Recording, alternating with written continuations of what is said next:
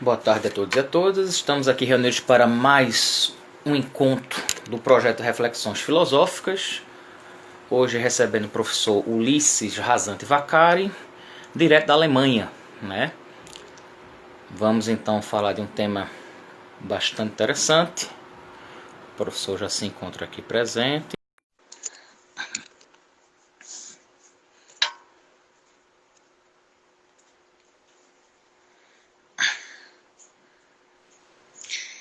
Boa tarde, professor. Agora valendo. Olá, boa tarde.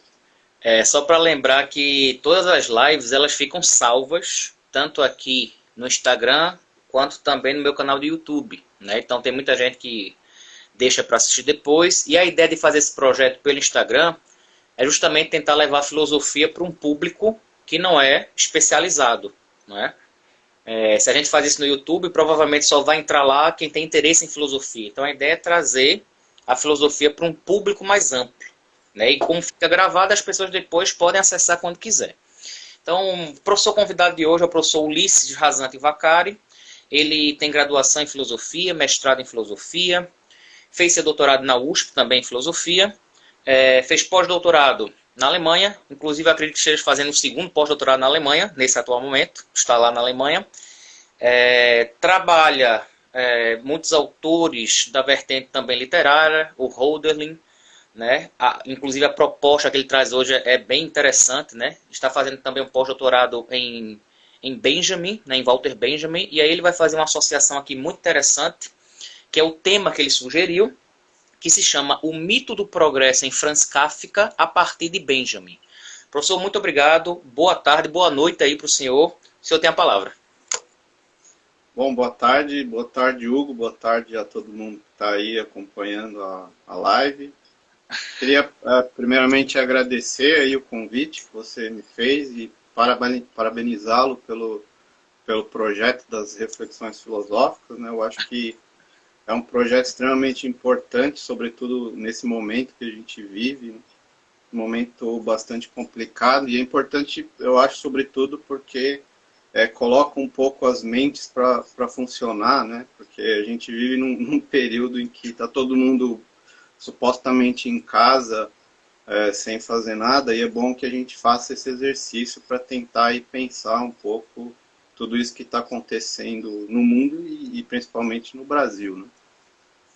Então, eu propus falar, né, sobre esse tema, o mito do progresso em Kafka, a partir de Benjamin. Eu fiquei um pouco em dúvida se eu falava um pouco sobre a minha trajetória, ou se eu já partia logo para o assunto. Aí acabei decidindo que eu vou falar logo do assunto, para, enfim, não cansar muito quem tá assistindo, né? Então, assim, só talvez um parênteses aí antes de começar, né, que esse é um tema que me interessa bastante, porque é um tema que justamente procura reunir essa relação entre filosofia e poesia, ou filosofia e literatura, que é um tema que eu estudo, como você mencionou, aí desde o doutorado, né? No doutorado eu investiguei um pouco a relação entre Hölderlin e a filosofia do idealismo alemão, e aí eu procurei como continuar esse tema, né, da relação entre filosofia e poesia no século XX, e o Benjamin foi, portanto, uma ótima porta de entrada aí para eu poder explorar esse assunto mais na contemporaneidade, né? Então, eu encontrei, né, alguns textos do Benjamin que, enfim, ele se refere várias vezes a inúmeros escritores, a inúmeros poetas, né, e o caso do Kafka eu acho que é bastante importante no pensamento do Benjamin, e eu estou tentando justamente aprofundar essa relação, que é uma relação bastante complexa, né, quer dizer, envolve aí uma série de conceitos extremamente difíceis, tanto do Benjamin como também do Kafka, né? Quer dizer, são duas tradições, digamos assim, de pensamento que enfim, já tem a sua exegese, né? Já tem a sua interpretação, então é complicado da gente tentar juntar as duas coisas, mas é isso que eu estou tentando fazer. Né? Então, assim, a primeira coisa que eu gostaria de dizer, né, é que o Benjamin ele possui alguns textos sobre o Kafka, e em sua maioria são textos curtos, né, como são, por exemplo, comentários, inclusive até conferências, e acho que as duas talvez mais, os dois textos talvez mais conhecidos do Benjamin sobre o Kafka, é um texto de 1929, que chama Moral de Cavaleiro, e um outro que é de 1931, que na verdade é uma conferência do Benjamin, né, que é intitulada Franz Kafka na construção da muralha da China, né? Quer dizer, o Kafka aí ele já está, o Benjamin ele já está aí utilizando o título de um conto do próprio Kafka, né? Nesse título dessa sua conferência, né? E também, se a gente for, por exemplo, para a correspondência do Benjamin, a gente encontra uma série de referências dele ao Kafka, né, sobretudo na correspondência trocada com seu amigo de infância, que é o Gershon Scholem.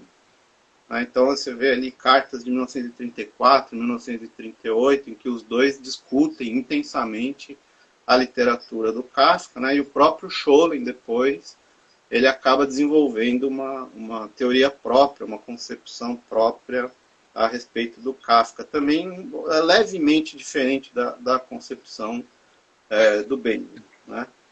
Só que o texto mais conhecido do Benjamin sobre o Kafka é um ensaio intitulado Franz Kafka, né, a propósito do 10º aniversário da sua morte, que foi um texto originalmente publicado em 1934, numa revista alemã, e que foi traduzido para o português brasileiro e publicado nessa edição da editora Brasiliense, né, que é talvez uma das edições mais conhecidas aí do Benjamin no Brasil. Enfim, esse texto foi publicado nessa coleção, né, a tradução é do Sérgio Paulo Rouanet, e eu queria falar, justamente porque é um dos textos mais conhecidos, queria falar um pouco desse ensaio, em particular do Benjamin, sobre o Kafka. Né? Por que eu queria falar mais sobre esse ensaio? Porque nesse ensaio é possível a gente identificar como o Benjamin vê no Kafka um elemento que vai ser central também no seu próprio pensamento, que é justamente isso que dá o título à minha fala, né? Que é essa crítica à noção de progresso. Né?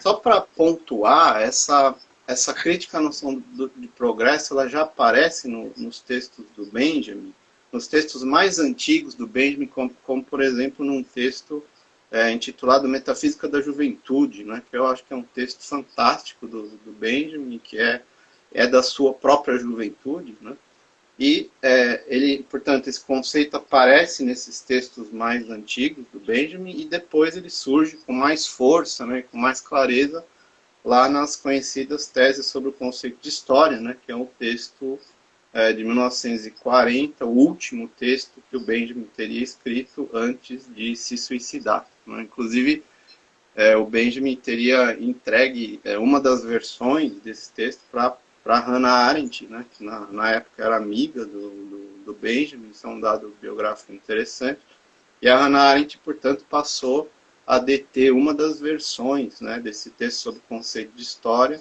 que eu estou, inclusive, terminando de traduzir agora aqui, aproveitando que eu estou na Alemanha. Né? Mas, enfim, então, essa crítica à noção de progresso, portanto, é uma crítica que vai aparecer aí ao longo de toda a obra do Benjamin, né? Como eu estou dizendo, desde os textos da sua juventude até o último texto da sua produção intelectual, que é esse texto sobre o conceito de história. E se a gente pega esse livro, né, ou esse ensaio específico sobre o conceito de história, a crítica ao progresso ela vai aparecer na conhecida tese 9. Né? Eu não sei se o público está ou não familiarizado com esse texto, mas é uma passagem do texto, né, em que o Benjamin vai justamente delinear a sua imagem sobre o anjo da história. Né? enfim, é uma imagem bastante conhecida. Eu vou falar rapidamente sobre ela, né? O Benjamin fala nessa tese que o anjo da história ele tem o rosto voltado para o passado. E aí eu queria citar só duas linhazinhas do texto para a gente ver assim, o alcance dessa imagem do Benjamin para pensar justamente essa crítica do progresso. Né? Ele diz, o anjo tem o rosto voltado para o passado, e aí eu cito Benjamin, onde vemos uma cadeia de acontecimentos, ele vê uma catástrofe única, que acumula incansavelmente ruína sobre ruína e as dispersa a nossos pés. Né? Quer dizer, é uma imagem bastante forte, né? E eu interpreto ela, eu acho que é uma forma bastante canônica, né, de se interpretar essa imagem, é que justamente lá onde nós geralmente vemos o progresso, o anjo da história, segundo essa imagem do Benjamin, vê apenas uma série de acontecimentos que levam à catástrofe. Né? E ele próprio, né, desdobrando um pouco essa figura do anjo, o próprio anjo ele é impelido, né, a esse fim catastrófico que está sempre situado no futuro. E, quer dizer, o próprio anjo ele não consegue, portanto, resistir a esse vento forte que, segundo Benjamin, sopra do paraíso. Né? Então, assim, é uma belíssima imagem poética, né, do Benjamin, e eu acho que é importante salientar o fato de que o Benjamin pensa por meio de imagens. Quer dizer, eu acho que a grande riqueza do Benjamin está justamente em fazer filosofia por meio dessa extrema riqueza imagética, né, do seu pensamento, que é justamente aquilo que vai aproximá-lo justamente da poesia e da literatura. Né?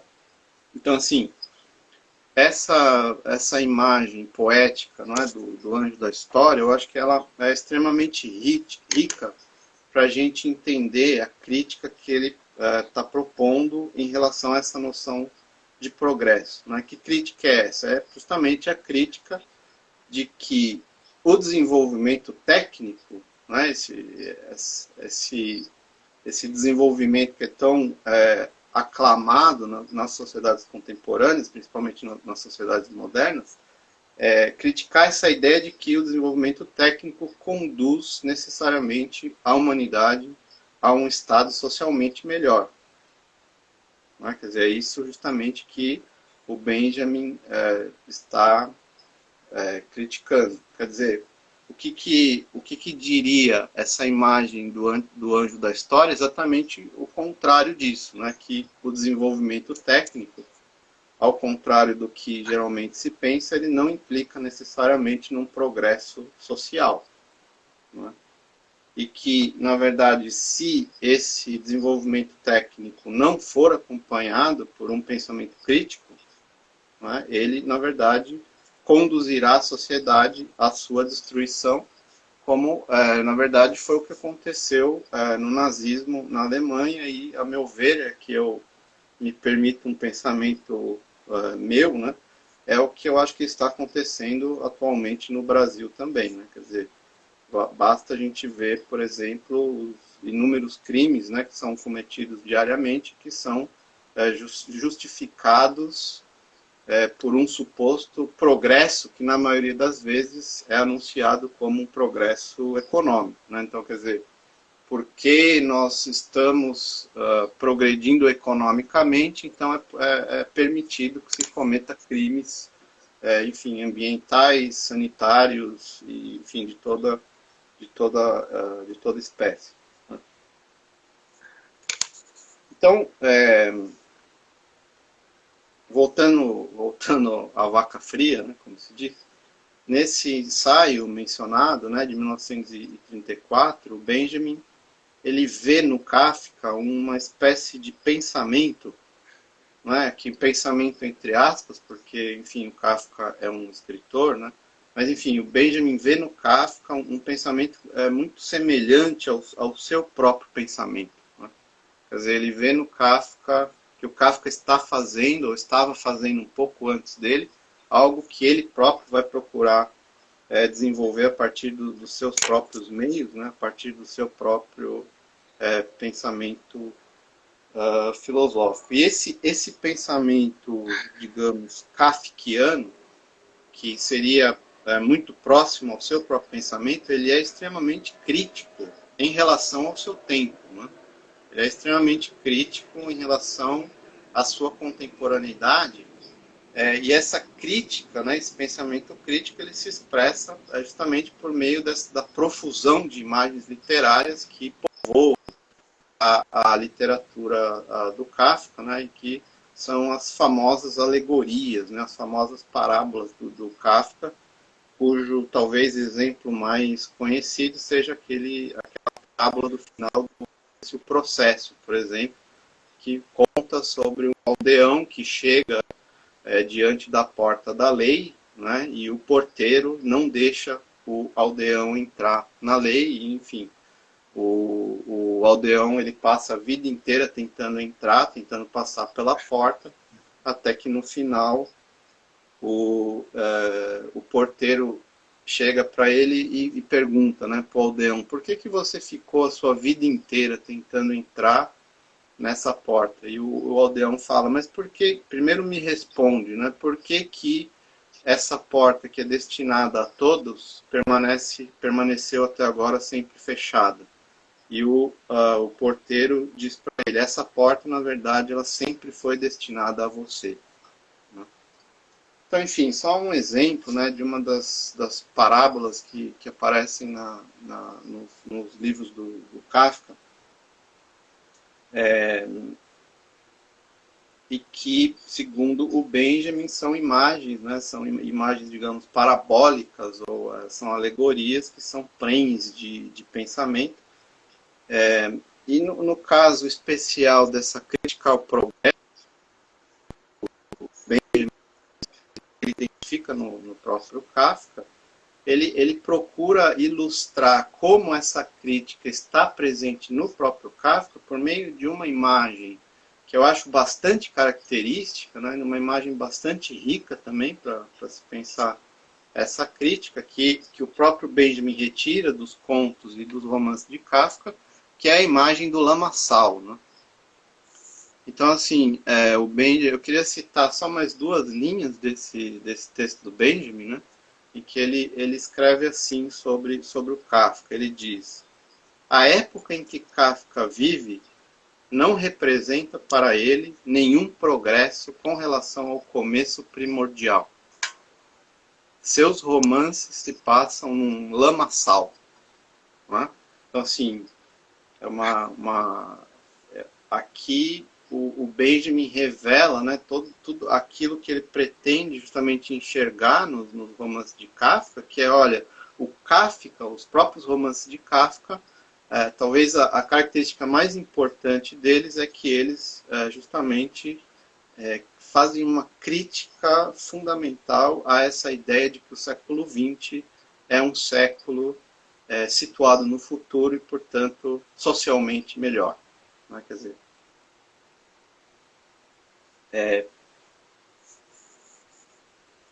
portanto, os personagens, né, dos contos e dos romances do Kafka, segundo essa ideia do lamaçal, né, segundo essa imagem do lamaçal que o Benjamin traz a partir dos romances do Kafka, eles estão sempre, em sua grande maioria, afundados numa espécie de pântano. Né? Eles estão enredados nesse lamaçal, do qual eles não conseguem sair, apesar do esforço, não é, que esses personagens empreendem ao longo dos livros, e que não é pouco esforço. Esse, talvez, acho que um bom exemplo para demonstrar isso seria justamente a trama que o Kafka expõe no romance O Processo. Né? Quer dizer, o que acontece no Processo? Você tem ali o personagem principal, que é o Joseph K., né? E é curioso porque quanto mais o Joseph K. ele procura entender a razão do processo que está sendo dirigido contra ele, mais ele se afasta de todo e qualquer esclarecimento daquilo que ele poderia ser. Né? Assim, qual que é a ideia que sai dessa concepção? Que quanto mais ele tenta sair desse lamaçal, né? Quanto mais ele se esforça para sair desse pântano, mais ele se afunda nesse pântano. Né? E aí, o que vem imediatamente à mente, né, é que não há ideia mais anti-progresso do que essa. Né? Quer dizer, se há uma coisa que não existe nos romances do Kafka, é justamente progresso de nenhuma sorte. Né? Quer dizer, os seus personagens, eles nunca progridem em direção a nenhuma conclusão, eles nunca progridem em direção a nenhum fechamento desse eterno enigma, né, em que eles estão sempre afundados. Quer dizer, eles não progridem para lugar nenhum. Né, estão sempre girando, portanto, nessa espécie de círculo falso aí. Né? Então, assim, segundo o Benjamin, o Kafka, por meio dessa sua forma característica de escrever, né, que é escrever por meio de parábolas, ele mostra que o século XX, eu acho que isso que é bastante interessante, né, nessa leitura que o Benjamin está fazendo do Kafka, que o século XX, apesar de todo o desenvolvimento da técnica e da tecnologia, ele não trouxe esse tão esperado progresso. Né? Quer dizer, viver no século XX, eu acho que as parábolas do Kafka, né, segundo o Benjamin, elas procuram mostrar exatamente isso, né? Que viver no século XX não significa necessariamente viver em um estado melhor, não é? Da história. Entende? Viver no século XX não necessariamente significa viver num estado melhor da história em relação a um suposto começo primordial, não é? Como muitas vezes acontece da gente acreditar. Esse começo primordial, ele se revela claramente ser um ideal, né? E um ideal, enquanto tal, inalcançável. E, na verdade, se nós olharmos para o século XX, né, com bastante atenção, a gente vai perceber, e eu acho que a literatura do Kafka torna isso bastante claro, né? A gente vai perceber que o século XX, na verdade, ele constitui um gigantesco retrocesso social. Né? Se a gente quiser utilizar talvez um termo do Adorno, ele constitui um gigantesco passo de regressão. Né? E isso apesar do desenvolvimento da técnica, e eu diria ainda mais além disso, por causa do desenvolvimento da técnica.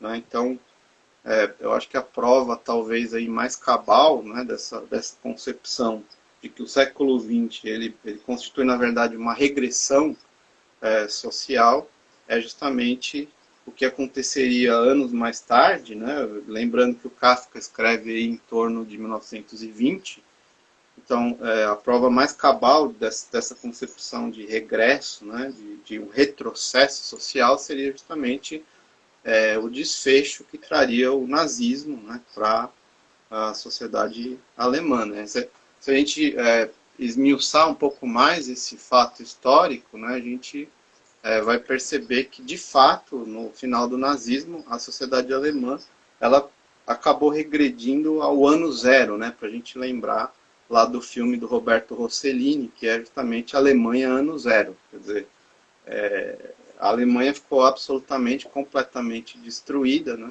Ela, portanto, todos aqueles avanços, digamos assim, técnicos e sociais que ela conquistou ao longo da história, no final do nazismo, foi reduzido ao seu momento mais elementar, né? Ele foi completamente arrasado.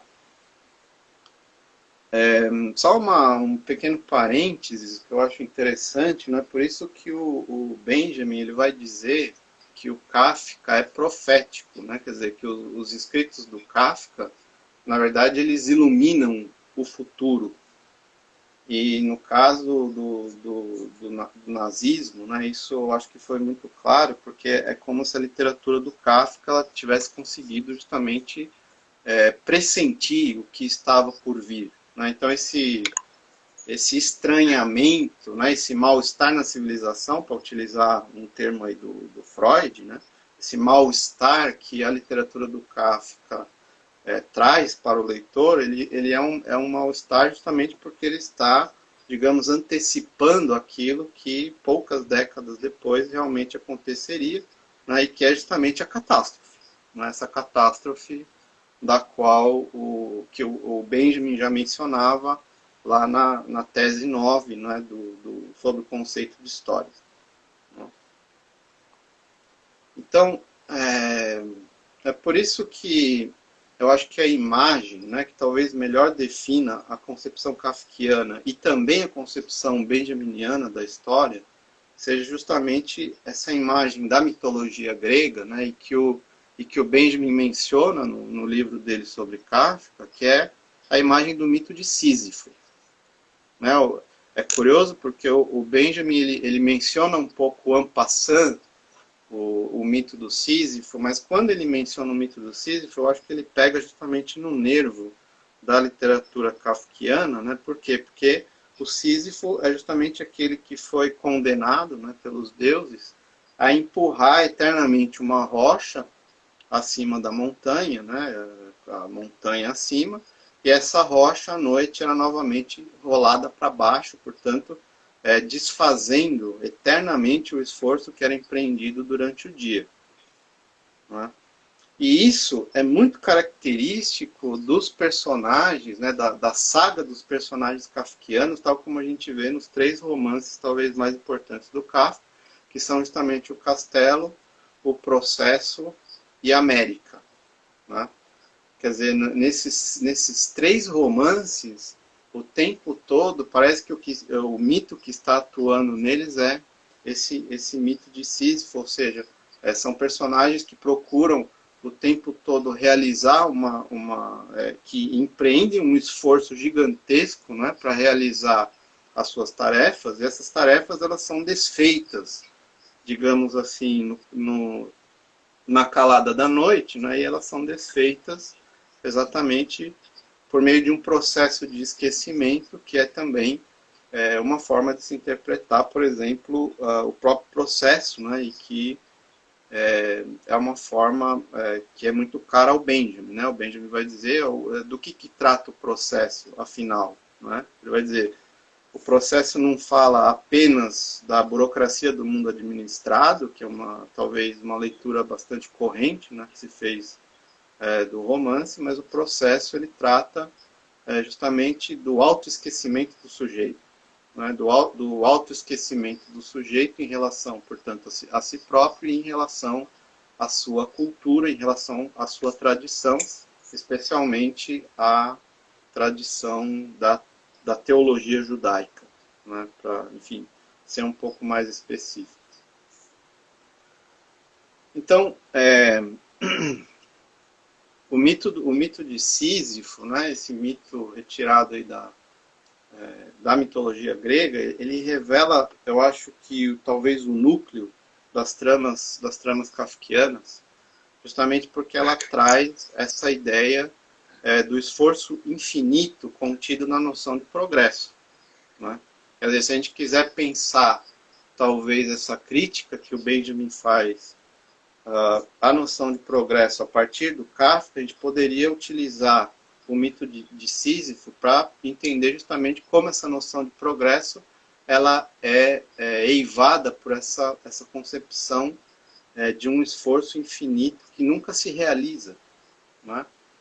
Ou seja, é uma tentativa de realizar algo que, entretanto, jamais se realiza. Né?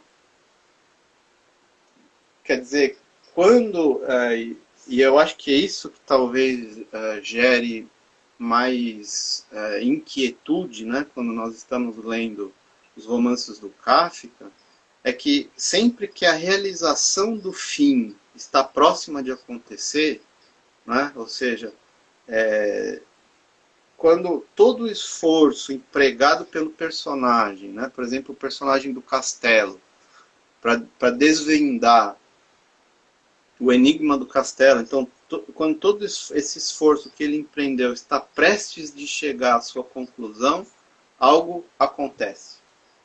Algo acontece que vai justamente desfazer esse esforço que ele empregou na tentativa de solucionar o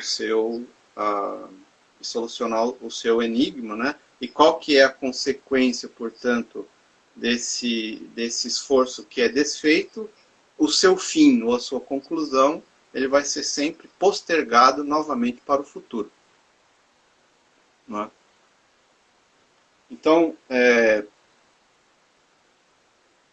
só um parênteses, né? Porque aqui, claramente, o Benjamin ele identifica nesse efeito do adiamento, né? Que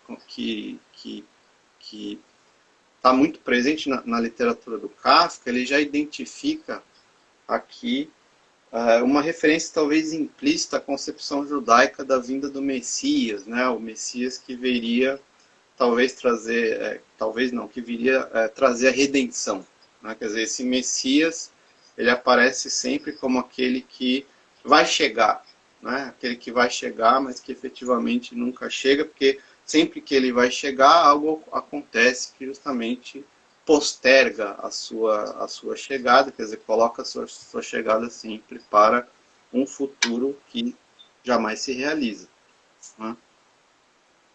Então, assim, eu acho que é por isso que esse elemento,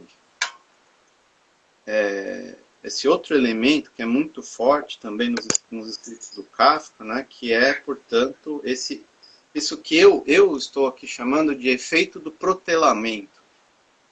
Quer dizer, tem sempre um adiamento da conclusão e do desfecho da trama. E isso, eu acho que é talvez o que mais causa aflição no leitor de Kafka, né? Quer dizer, a conclusão ela é sempre adiada, o desfecho da trama ele é sempre postergado. E isso para nós, né, leitores modernos, leitores contemporâneos que queremos sempre uma resposta rápida para os nossos problemas, né? Eu acho que isso é ainda mais insuportável, né? Eu acho que isso que faz com que os romances do Kafka eles apareçam para nós como romances praticamente insuportáveis, né? O próprio Benjamin diz que quando ele lia o Kafka ele sentia dores no corpo, né? Quer dizer, é uma literatura tão forte, né? Tão difícil de ser engolida, que ela seria capaz, inclusive, ela teria um efeito físico, né, enfim, nos seus leitores, né? E eu acho que um dos efeitos físicos que ela causa, pelo menos em mim, é uma espécie de enjoo, né?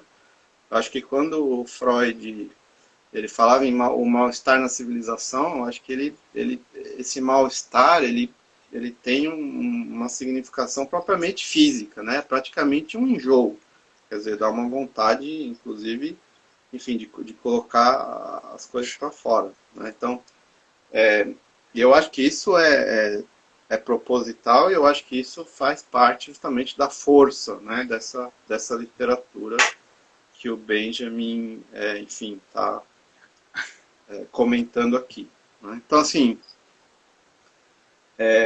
eu acho que a gente poderia, como exemplo, né, como eu mencionei antes, tomar o romance O Castelo, né? Eu acho que isso é muito explícito no Castelo, esse efeito do protelamento, né? Esse adiamento da conclusão e do desfecho da trama. Porque que acontece no Castelo? Eu não sei se o pessoal, enfim, que está assistindo também tem alguma familiaridade, né, com esse romance. Se não tiver, enfim, eu acho que é um romance que vale muito a pena de ser lido, né? Por quê? Porque justamente, enfim, entre muitas outras coisas, ele é capaz de nos devolver esse enjoo que nós, eu acho, precisamos, né? E sobretudo hoje, como eu estava falando no começo, né, da live, Quer dizer, a gente precisa desse incomodamento, uma espécie de incomodamento que é praticamente físico, né, de nos tirar justamente desse conforto que a gente vive e, enfim, fazer com que a gente faça alguma coisa. Né, exatamente. Então, voltando um pouco. O que acontece no castelo, nesse romance, o personagem K, bom, ele chega numa aldeia, né, que o próprio Benjamin ele acaba identificando qual que seria essa aldeia. Enfim, o personagem K chega nessa aldeia e ele, na verdade, ele é convidado a essa aldeia para ser o agrimensor do castelo. Né? Só que o que acontece? Quando desde o primeiro momento que ele chega nessa aldeia, ele não consegue entrar em contato com o castelo. Né? Quer dizer, o castelo ele vai permanecer eternamente fechado a ele como um enigma que ele não consegue solucionar, né? Como um enigma que vai permanecer sempre fechado em si mesmo. E quanto mais, né, ele procura solucionar o enigma do castelo, mais o castelo se fechará em si mesmo como um enigma. Né? Então, isso é muito característico também do Kafka, né, porque nesse romance em especial, a gente vê justamente que quanto mais o personagem se esforça para resolver, né, para entender a situação, mais a situação se revelará para ele incompreensível. Né? Portanto, quanto mais ele tenta se aproximar do fim, quanto mais ele tenta resolver a situação, mais a situação vai escapar das suas mãos. Né? Portanto, o desfecho será cada vez mais protelado, será cada vez mais hipostasiado num futuro inalcançável. Né? Então, essa característica, né, esse efeito do protelamento, como eu estou chamando aqui, essa característica dos romances do Kafka, isso aparece também na própria forma do romance kafkiano, né, porque eu acho que é bastante sintomático, e o próprio Benjamin percebe isso, né, é bastante sintomático que os romances do Kafka eles não têm propriamente fim. Né? E isso, o Benjamin nota muito bem isso, né, essa inexistência de um fim propriamente dito remete justamente esses romances às epopeias antigas, né? Por exemplo, a Ilíada e a Odisseia, para a gente ficar apenas em alguns exemplos. Né? Quer dizer, ao contrário do romance moderno, né, que justamente tem um começo, um meio e termina com um fim, os romances kafkianos, eles, como as epopeias, eles praticamente não têm ou não obedecem a essa temporalidade linear, né, que parece que determina justamente a forma da narrativa dos romances modernos. Né? Por que eu acho que isso acontece? Porque tanto nos romances kafkianos como nas epopeias, o princípio temporal que determina a narrativa não é um princípio temporal linear e, portanto, um princípio temporal progressivo, né? Mas é justamente o tempo do mito. Quer dizer, o tempo do mito ele não é um tempo causal, não é um tempo linear e não é, portanto, um tempo progressivo, que é justamente a estrutura temporal que vai determinar o próprio mito de Sísifo. Né?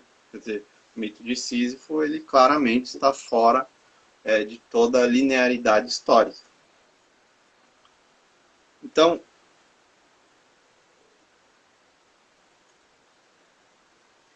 no mito,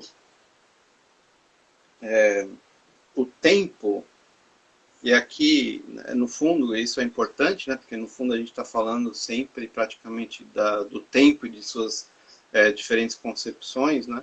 no mito, o tempo ele possui uma estrutura própria, né? Quer dizer, ele obedece a um princípio próprio que, na maioria das vezes, não é um princípio causal. Quer dizer, no mito, um acontecimento ele não segue necessariamente causalmente o outro, como acontece no caso da ciência, né? E aí, eu acho que para além do Kafka, a gente poderia lembrar de um exemplo da literatura brasileira, que é o Macunaíma, né? Quer dizer, no Macunaíma do Mário de Andrade, o personagem ele viaja temporal e espacialmente, né, de uma forma claramente não linear. Quer dizer, uma hora o Macunaíma está no Amazonas e no minuto seguinte ele está, enfim, em São Paulo e no Rio de Janeiro. Né? Então, enfim, por que eu estou falando tudo isso? Né? Porque eu não sei se quanto tempo eu tenho mais daí para falar. A gente está em 41 minutos. Então eu já vou encerrar, porque eu acho que eu já falei muito. Só terminar com, enfim, tentar fechar um pouco isso tudo que eu estou falando aqui, né? Porque que eu acho que é importante a gente entrar no pensamento do Benjamin por meio da interpretação que ele faz do Kafka, né? Porque a literatura do Kafka para o Benjamin é uma ferramenta extremamente importante, né? Uma ferramenta literária extremamente importante, que vai justamente mostrar a arbitrariedade dessa concepção de tempo, né? Desse tempo linear e progressivo, que é esse tempo mecânico, né? do relógio, esse tempo que nos é ensinado desde criança, né? na escola, e cuja principal característica é justamente nos fazer esquecer desse outro tempo, né? desse tempo mítico, desse tempo, enfim, que não é causal, que não é linear, enfim, desse outro tempo que o Benjamin vai dizer que é um tempo messiânico, né? E aí messiânico no sentido que ele o entende, o messianismo, né? Não como algo que sempre é postergado para um futuro, mas esse tempo que é justamente capaz, ou que provém do rompimento dessa causalidade necessária, né, desse trem do progresso que se dirige sempre, inevitavelmente, em direção à catástrofe. Né? Enfim, mais ou menos isso, acho que talvez a gente pudesse conversar, né, um pouco sobre isso. Muito obrigado, professor, pela explanação. Só para lembrar, para quem chegou depois, a live ela vai ficar salva. Tá? Então, assim que acabar, eu vou publicar a live aqui no Instagram. Depois eu baixo o vídeo e publico também no YouTube. Então, vocês vão ter acesso aí depois nas duas plataformas. Professor, eu separei algumas perguntas. Não vai dar para fazer todas, como sempre. Nunca dá, porque sempre são muitas perguntas e em uma hora não tem como fazer. É impossível, né? Mas eu vou tentar perguntar aqui, pelo menos aquelas que eu acho mais importantes. Foi muito interessante quando o senhor coloca a questão do Benjamin, que vê o Kafka como profético, né? Na situação de que é como se ele previsse algo que fosse acontecer, não como, sei lá, alguém que tem uma bola de cristal, não é isso. Mas muito talvez por algo que é pertinente em Kafka, que é a atenção que ele dá. Né? Ele é muito atento na leitura, ao olhar. E talvez falte um pouco isso para nós, né? Esse olhar atento. Essa ideia de que faltou a nós perceber as coisas como elas se sucedem hoje. E Kafka, quando faz essa, vamos dizer assim, entre aspas, previsão do que estava por vir, isso falta muito a nós hoje, né? A gente se encontrar na situação que a gente se encontra no Brasil, talvez tenha sido um processo anti-kafkiano, não é mesmo? Que na verdade é um processo, né? Quer dizer, quando o Benjamin está falando do Kafka, né? Ele está falando de si mesmo também, ele está falando justamente talvez desse tema mais conhecido do pensamento do próprio Benjamin, que é o tema do esquecimento, né? Quer dizer, por que a gente repete sempre as mesmas ações e a gente acaba sempre regredindo, né? Para utilizar o termo que eu usei no começo da live. Quer dizer, por que a gente, apesar de tanto esforço, a gente regride sempre para a estaca zero? Porque a gente esquece. Né? E na verdade, o Benjamin vai dizer, na verdade é uma máquina, né, uma máquina que é a própria linguagem, né, e que ela trabalha incessantemente para fazer com que nós esqueçamos, né, de todo esse esforço que foi empreendido no passado em direção à libertação. Né? E é justamente isso que você falou, quer dizer, como a gente esquece disso, a gente vai sempre acabar terminando no mesmo lugar, né?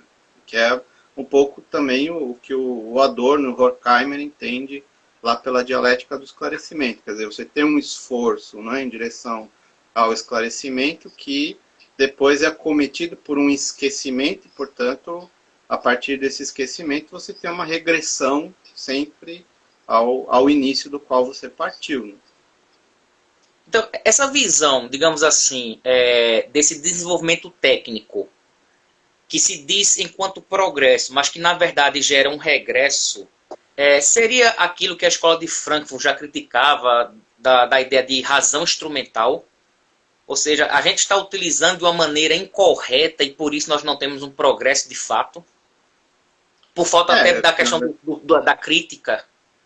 Sim, certamente, né? Quer dizer, o que eles, eu acho que está por trás desse pensamento, e aí eu colocaria toda a escola de Frankfurt, né, de uma forma geral, é justamente a ideia de que o progresso técnico, ele, se ele é feito acriticamente, como eu estava mencionando no começo, né, ele justamente ele não vai nos levar a um ele não implica necessariamente num progresso social, né? Ou um progresso moral. Quer dizer, o progresso técnico ele não leva necessariamente a sociedade a um estágio melhor, como geralmente, enfim, se defende ingenuamente, né? Quer dizer, porque nós temos uma tecnologia super desenvolvida, isso significa que nós somos uma sociedade moralmente e socialmente melhor, né?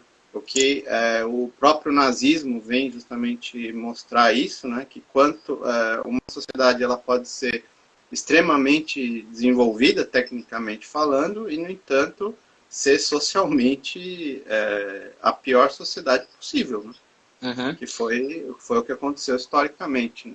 Né?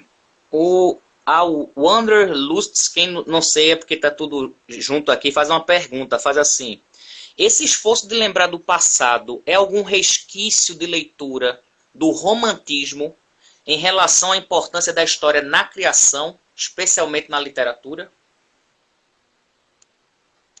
O Benjamin, na juventude, ele estudou muito o romantismo alemão, né? A gente tem lá um texto bastante conhecido dele, que foi traduzido, inclusive, para o português, que saiu pela Iluminuras, que é o Conceito de Crítica de Arte no Romantismo Alemão. E ele leva essa concepção romântica, né, até eu entendo que ele leva isso até o final da sua produção literária, nas próprias teses sobre o conceito de história, de 1940, a gente vê uma presença muito grande do pensamento romântico ali. E, porque o romantismo, de uma certa forma, ele significou um movimento de resistência, né, em relação a esse vento que sopra do paraíso, né, e que impele a gente em direção ao futuro. Quer dizer, esse sentimento próprio do romantismo, que é essa nostalgia, né, por esse passado perdido, ele já traz em si justamente esse movimento de resistência. Quer dizer, eu não quero seguir em direção à catástrofe, né? Eu não quero seguir em direção nesse trem do progresso, né? Essa é outra imagem que o próprio Benjamin utiliza bastante. Quer dizer, ele vê a história como um trem que está se encaminhando justamente em direção à catástrofe, e é preciso, ele diz, puxar o aviso de incêndio, né? Quer dizer, essa seria justamente a função da revolução. A revolução, para o Benjamin, ao contrário do Marx, ela não é o motor da história, né? Mas ela é o freio de incêndio, por meio do qual você para essa locomotiva que está desembestada, né, e que está justamente se encaminhando para a catástrofe. Essa nostalgia romântica, né, essa própria melancolia, que vai ser um elemento importante aí no pensamento do Benjamin, ele tem, portanto, essa função, digamos, revolucionária, né, que é de parar o trem do progresso. Uhum.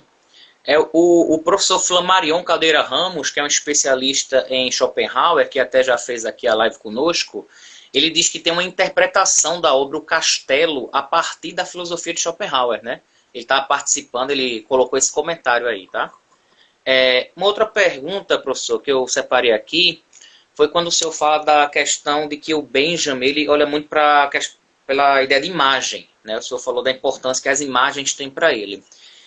Com o desenvolvimento do capitalismo, como é que ele enxerga esse olhar sobre a imagem? Ele muda, não que ele mude, mas ele percebe que a imagem ganha um novo significado a partir do desenvolvimento do capitalismo? Assim, eu acho que esse é o tema, enfim, eu acho que é um tema que perpassa toda a produção, praticamente toda a produção, né, do Benjamin, cujo centro é justamente o texto, a obra de arte nos tempos da sua reprodutibilidade técnica, né, que é um texto, exatamente, um texto, enfim, que já foi lido e relido e reinterpretado, né, e que se possui inúmeras visões acerca enfim, dos seus possíveis significados, né, mas eu acho interessante ler essa questão da reprodutibilidade técnica da obra de arte, justamente a partir daquilo que propõe o próprio Benjamin, que é dialeticamente, né? Quer dizer, você olhar para a história dialeticamente, que é justamente o olhar que ele procura dirigir a história, significa ver na história não apenas um sentido linear, né, que é justamente o que ele está criticando na ideia de progresso, mas justamente ver como, enfim, isso é um método já hegeliano marxista, né, de ver que cada, enfim, desenvolvimento técnico ele possui uma vantagem e uma desvantagem. Né? Portanto, é interessante porque nesse texto da reprodutibilidade da técnica da obra de arte, você tem interpretações que são absolutamente contrárias, né? Que vão dizer assim, olha, ele está defendendo a reprodutibilidade técnica, e uma outra vai dizer, não, ele está criticando a reprodutibilidade técnica, quando eu acho que, na verdade, ele está fazendo as duas coisas, porque ele está olhando para a reprodutibilidade técnica dialeticamente, né? E olhar dialeticamente para isso é justamente saber ver que ela, ao mesmo tempo que ela propicia uma espécie de progresso, digamos assim, técnico, né, esse progresso ele implica, por outro lado, um regresso. Né? Essa perspectiva ficou muito clara na sua exposição, professor. Agora, indo para um lado assim, mais imaginário, aquilo que nos colocavam na década de 90, aqueles filmes que previu que no ano de 2010 teremos carros voadores, skates voadores, a lá De Volta para o Futuro. Dentro do imaginário das pessoas, essa ideia de progresso, ele também é criticado a partir disso, que o senhor fala de uma crítica social, que o progresso ele reproduz não aquilo que se diz que tem toda a crise, desigualdade, morte, que esse avanço da tecnologia ele gera essa crise. Agora, no campo do imaginário, esse progresso foi uma decepção para as pessoas que, quando viam na década de 90 uma espécie de como seria daqui a 20 anos e não se concretizou. Isso no imaginário das pessoas causou uma decepção também? E isso é uma coisa agora, não é nem de Benjamin nem de Kafka, que eu estou perguntando agora, né? Não, mas na verdade é só a gente pensar no que nós estamos vivendo, particularmente no Brasil, né? Quer dizer, eu acho que, na verdade, eu até comi bola, porque eu poderia ter citado esse exemplo, que, enfim, mais atual e impossível, né? Quer dizer, justamente esse desenvolvimento técnico que deveria nos levar a uma sociedade melhor, nos levou onde nós estamos agora, não é? Então, assim, talvez esses filmes que você mencionou, né? Talvez pensando inclusive nos Jetsons, que eu assistia quando era criança, né?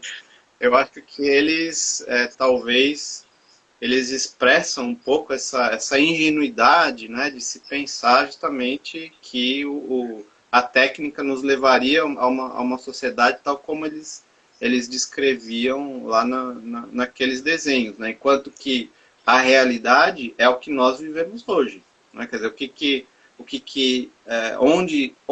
aonde nós fomos levados, né, nós fomos levados ao que nós estamos vivendo hoje, que é justamente uma pandemia que, do meu ponto de vista, não tem como se dissociar isso justamente desse desenvolvimento da técnica, né? Quer dizer, é uma técnica que, por ter sido desenvolvida acriticamente, ela nos levou a esse estado em que nós estamos e que, a meu ver, ele foi causado justamente pela interferência irregular do homem na natureza, né? Então a gente está mais próximo dos Flintstones do que dos Jetsons, né? Provavelmente. Provavelmente. E nessa ideia que o senhor cita, né, do adiamento, o senhor fala assim do adiamento que causa uma certa... Eu não vou usar a palavra náuseas, porque senão remete a Sartre, né? Mas esse tipo de angústia, essa coisa toda, que nunca se concretiza. Mas isso causa na pessoa uma esperança ou existe ali uma certeza de não realização nisso? Você sabe que não se realiza e mesmo assim mexe com você? Ou você tem esperança que isso vai acontecer?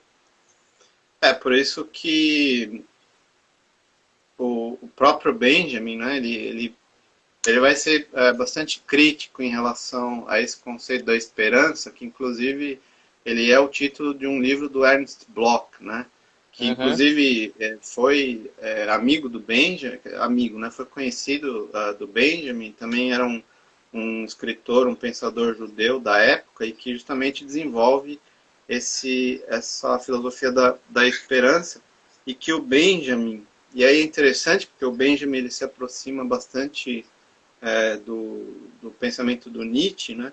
O Benjamin ele vai ser extremamente crítico a esse conceito de esperança, porque a esperança ela teria que ser pensada de uma forma bastante específica, de modo que ela justamente não proporcionasse esse protelamento da ação, né? Que é o que acaba acontecendo com todas as filosofias utópicas, né? No fundo, a crítica do Benjamin ela se volta também contra o próprio judaísmo, né? E também contra o próprio cristianismo, na medida em que essas duas religiões elas proporcionam esse protelamento, né? Quer dizer, como eu mencionei, essa coisa da vinda do Messias, quer dizer, como o Messias virá necessariamente, né? Então isso faz com que eu possa ficar talvez sempre esperando, né? Então assim, esse elemento que é próprio da religião e que foi, segundo Benjamin, incorporado pelo próprio capitalismo, né? Porque o capitalismo ele também sempre promete uma felicidade, né? Por meio do trabalho que nunca chega.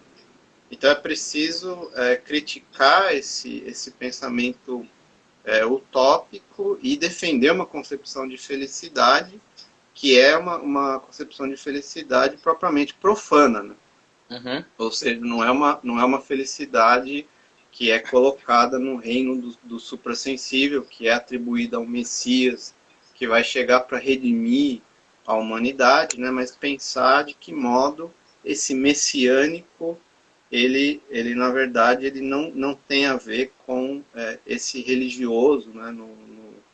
Nesse sentido propriamente tradicional do termo, né? O messiânico é interessante porque o Benjamin ele interpreta esse messiânico como o revolucionário, né?